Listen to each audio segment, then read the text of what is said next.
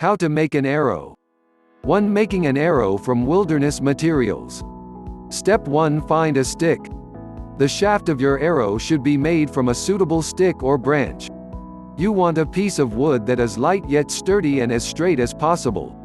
For a longbow, find a stick that is slightly thicker than a pencil, and about the length of the distance from your wrist to your shoulder. It's better to stick with a long stick rather than a shorter stick. You can always break part of a stick off if it's too long, but there's no way to make a short stick longer. Step 2. Find a pointed rock. Ideally, your rock should have one sharp pointed end and one flatter end that fits flush against one end of your stick.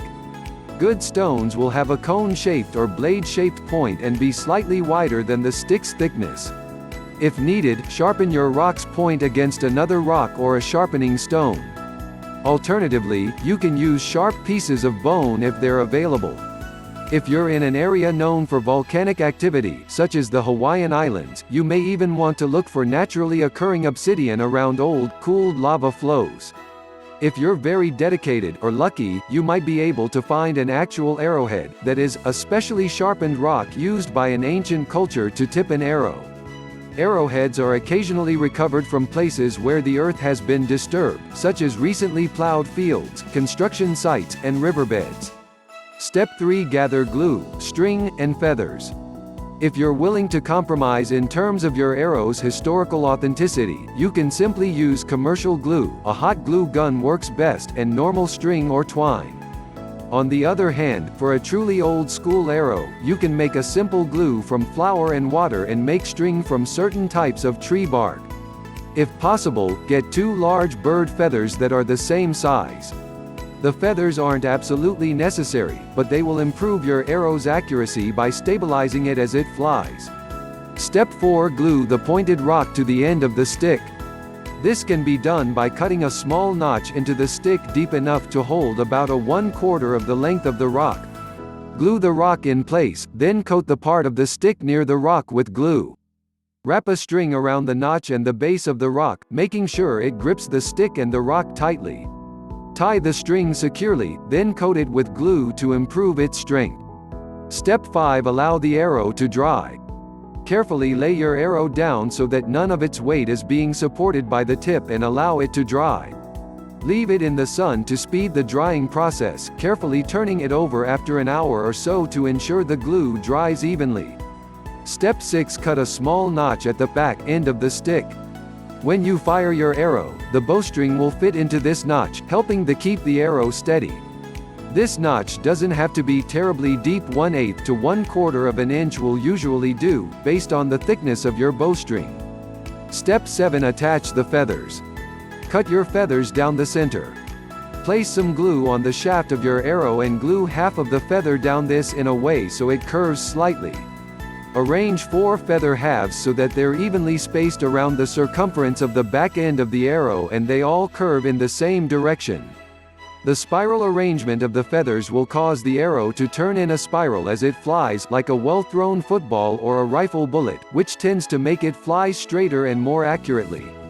Traditionally, a thin cotton thread would be used to tie the feathers on by ruffling them the wrong way so a gap appeared to place the string while the feather was held to the shaft. You may choose to replicate this practice if you desire. If you do, wrap the thread around the feathers so that they're tightly held against the shaft of the arrow, then glue the thread in place. Step 8. Let the arrow dry again. Let the glue dry for about 2 hours. Your exact drying time will vary depending on the type of glue you use and the construction of your arrow. Again, make sure that your arrow is arranged so that neither the feathers or the point of the arrow are bearing any weight as the glue dries, otherwise, they may dry crooked. Step 9. Test your arrow. When you're sure the glue is completely dry, gently flex the tip and the feathers to test their strength. If they're securely attached and don't budge at all, your arrow's ready to fire. Notch your arrow in your bow, pull the bowstring back, aim, and let your arrow fly. Never shoot your arrow at people or animals. Even Stone Age arrows can seriously hurt someone. After all, they were originally used for hunting. 2. Making an arrow from commercial materials. Step 1. Buy or fashion your shafts. Today, there are a wide variety of materials that arrow shafts are constructed from. Some hunters use wooden arrows that aren't functionally very different from old-fashioned arrows, while others prefer high-tech carbon fiber constructions. Shop around for available shaft materials or consider making your own. Some sporting good and hunting supply stores even sell special arrow saws that can help you professionally fashion an arrow shaft from a wide variety of materials. If you want to make your own shafts, be sure your shafts are the correct length for your bow setup. If you plan on making your shafts from wood, you may want to have access to a lathe to help round square shafts to perfect roundness. Step 2. Square the end of your shaft. The end of your shaft should be perfectly flat to ensure a good fit when you attach the arrow's point. If you bought a prefabricated arrow shaft, you may not need to do any extra work, but if you're fashioning your arrows from wood, you'll definitely need to ensure that the end of the shaft is perfectly square.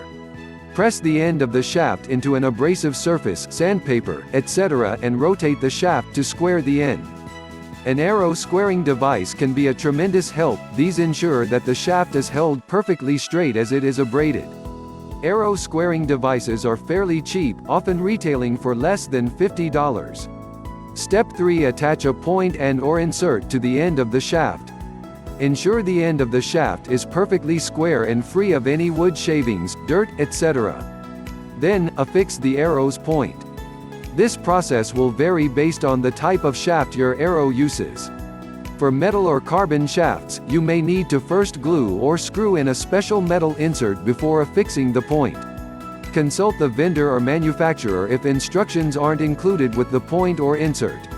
For wooden shafts, you may need to taper the shaft so that the point can be mounted securely. Glue the point over the shaft with archery glue, wiping away any excess. Step 4. Add a nock. The nock is the small notch at the back of the arrow where the bowstring fits. If you're making an arrow from a wooden shaft, you can carve a shallow nock into the back end of the shaft yourself. You can also buy commercially available nocks that are designed fit over, or into, the shaft of the arrow. These are usually brightly colored plastic so that your arrows are easy to find after firing. Some high-end nocks even contain a small LED so that they glow in the dark, making hunting or target shooting at night much easier. Make sure your nock is sized correctly so that it fits securely to the shaft before you glue it or screw it in. You definitely don't want a poorly fitted nock to slip or fall off when you draw your bowstring. Step 5. Fletch your arrow. Fletching is the process of adding small fins, or vanes, to the back end of the arrow to ensure it flies straighter. You may fletch your arrows with feathers or other lightweight material. However, you may find it easier simply to buy modern plastic vanes, which are cheap and effective. Use thin lines of archery glue to secure these ahead of the nock. Fletching is much easier with an apparatus called a fletching jig. These allow you to securely and accurately add your feathers or vanes and ensure that your spacing is perfectly even. Fletching jigs are available for less than $100. Step 6. Make your finishing touches. Allow any glue to dry. Your arrow may need to dry for several hours, depending on whether your tip, nock, and fletching were attached with glue or not. When your arrow is finished drying, or if you constructed an arrow entirely from screw-in parts, you can consider customizing it. You may want to mark it with paint or a permanent marker to make it easier to retrieve or to give it a distinct appearance. If you used a wooden shaft, you may want to finish the wood to protect it from the elements and to give it a more pleasing appearance. When your arrow is just how you like it, you're ready to add it to your quiver. As always, make sure never to fire your arrow at people or animals unless you're on a legal hunting trip. Modern commercial arrow points are deadly sharp. An accident can result in serious injury or death.